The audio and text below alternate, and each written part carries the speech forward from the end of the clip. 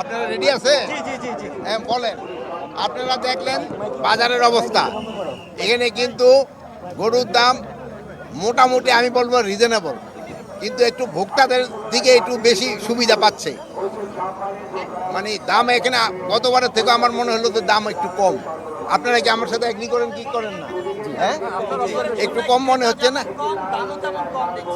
এবার দামও কম।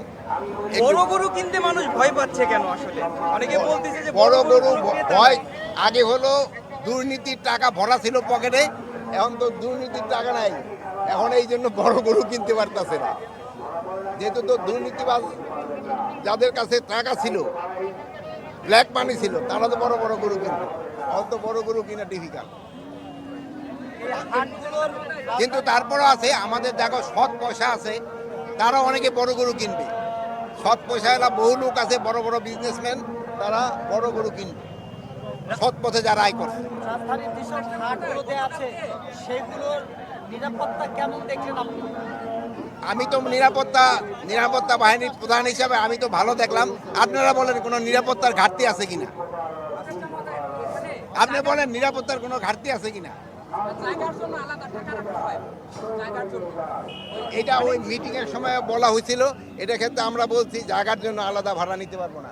এই যে এবার হাসিল নিছে, এই যে এই ভাইয়েরা, এই যে যদি কেউ ওটা জানানো হয়েছে আইন শৃঙ্খলা বাহিনীকে, সাথে সাথে ব্যবস্থা নেওয়া হয়েছে। যদি এরপরে যদি ব্যবস্থা না নেয় তো ওনারা কিছু ব্যবস্থা নিব।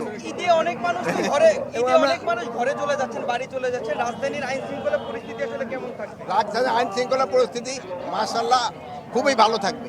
যেহেতু আমাদের আপনারা সবাই ছুটি চলে গেলেও আমাদের ইউনিফর্ম বাহিনী কিন্তু থেকে যেতেছে, এই জন্য কোনো অসুবিধা হবে না। আচ্ছা, আরেকটা জিনিস সেটা হচ্ছে হ্যাঁ? গাবতলী হাট, গাবতলীর পথে আপনার কল্যাণপুর থেকে গাবতলী পর্যন্ত যানজটটা বেশি হচ্ছে। এই জায়গাটা একটু যানজট বেশি হচ্ছে। এই ব্যাপারে কোনো নির্দেশনা দিয়েছে? সর্বমুখ অতিরিক্ত যাত্রী এখন যেহেতু এই যানজটটা কিছুক্ষণের ভিতরে কমে যাবে, আমরা কাজ করছি নিরলসভাবে। সার্বিক পরিস্থিতি কি বলবেন সব মিলিয়ে? গরুর কথা আমি বলবো যে আমাদের পর্যাপ্ত গরু আছে, যারা গরু কিনবে তাদের কোনো অসুবিধা আইন হবে না। শৃঙ্খলা নিয়ে সার্বিক কি বলবেন? আইন শৃঙ্খলা পরিস্থিতি আমি বলবো মাশাআল্লাহ খুব ভালো আছে, এটা যেন কন্টিনিউ করো, এই জন্য আপনাদের সবাই সহযোগিতা দরকার। আপনারা আমাদের থ্যাংক ইউ।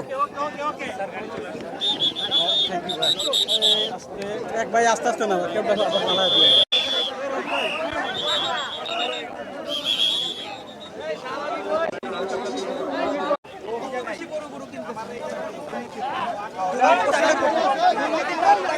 বড় গরু